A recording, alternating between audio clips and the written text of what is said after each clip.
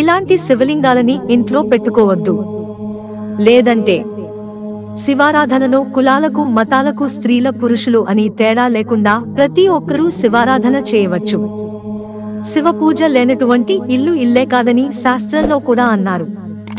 ఈ సృష్టికి ఆది దంపతులు తల్లిదండ్రులు శివపార్వతులు కాబట్టి ఎవరినీ పూజించకపోయినా శివపార్వతులను ఖచ్చితంగా పూజించాలి. శివలింగం లేనటువంటి ఇల్లు కాశీలో లేదు. శివలింగాన్ని ఎవరైనా ఇంట్లో పెట్టుకోవచ్చు.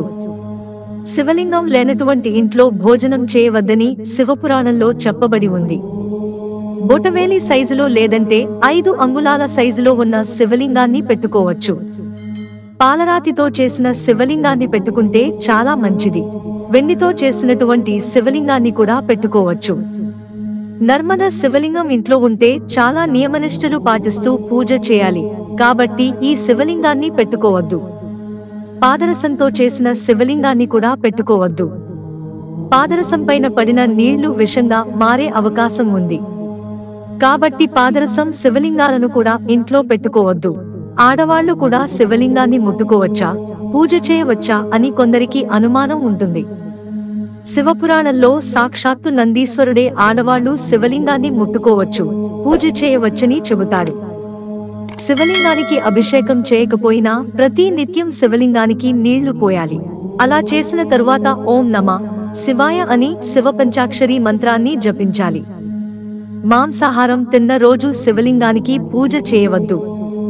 ఋతుదోషం ఉన్న స్త్రీలు 5 రోజులు శివలింగానికి పూజ చేయవద్దు. మగవాళ్లు ప్రతినిత్యం తలస్నానం చేసి శివారాధన చేయాలి. శివుణ్ణి పూజించిన వాళ్లకు అన్ని కోరికలు సిద్ధిస్తాయి. శివుణ్ణి వేటితో పూజిస్తే ఎలాంటి ఫలితాలు మనకు లభిస్తాయో తెలుసుకుందాం. శివలింగాన్ని ఆవు పాలతో అభిషేకం చేస్తే మనకు సర్వ సౌఖ్యాలు కలుగుతాయి. ఆవు పెరుగుతో అభిషేకం చేస్తే ఆరోగ్యం, బలం లభిస్తుంది. అదే ఆవు నెయ్యితో అభిషేకం చేస్తే ఐశ్వర్యవృద్ధి కలుగుతుంది. మెత్తని పంచదారతో శివలింగానికి పూజ చేస్తే దుఃఖ ఉంటే అది దూరమవుతుంది. తేనెతో అభిషేకం చేస్తే మనకు తేజోవృద్ధి కలుగుతుంది. భస్మజలంతో అభిషేకం చేస్తే అంటే భస్మాన్ని నీళ్లలో వేసి దాంతో అభిషేకం చేస్తే మనం చేసిన పాపాలన్నీ తొలగిపోతాయి. గంధం నీళ్లతో అభిషేకం చేస్తే పుత్రలాభం కలుగుతుంది. పుష్పోదకం పువ్వులను నీళ్లల్లో కలిపి అభిషేకం చేస్తే భూలాభం కలుగుతుంది. స్థలాలు కొనుక్కోవడం జరుగుతుంది. బల్వజలంతో అభిషేకం చేస్తే భోగభాగ్యాలను అనుభవిస్తాము.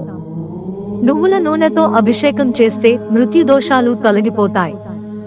రుద్రాక్ష నీళ్లతో అభిషేకం చేస్తే మహాైశ్వర్యం ప్రాప్తిస్తుంది.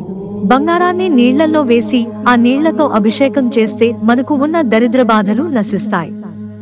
అన్నంతో అభిషేకం చేస్తే రాజ్య ప్రాప్తి, ఆయుర్వృద్ధి కలుగుతుంది. ఖర్జూర ఫలంతో శివలింగానికి అభిషేకం చేస్తే శత్రువులు నశించిపోతారు. నేరేడు పండ్లరసంతో అభిషేకం చేస్తే మనకు వైరాగ్యం కలుగుతుంది. నవరత్నాలను నీళ్లల్లో వేసి అభిషేకం చేస్తే ధాస్య, గృహప్రాప్తి లభిస్తుంది.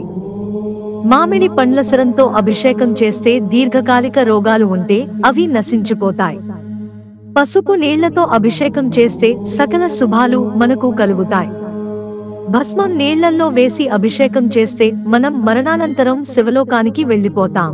పైన చెప్పిన వస్తువులతో 41 రోజులు భక్తి శ్రద్ధలతో అభిషేకం చేస్తే మీకు శివానుగ్రహం లభించి మీరు అనుకున్నవి సిద్ధిస్తాయి. భోళాశంకరుడు తప్పకుండా మీ కోరికలను నెరవేరుస్తాడు. మిత్రులారా, ఛానల్ సబ్స్క్రైబ్ చేసుకోవడం మర్చిపోకండి. ధన్యవాదాలు.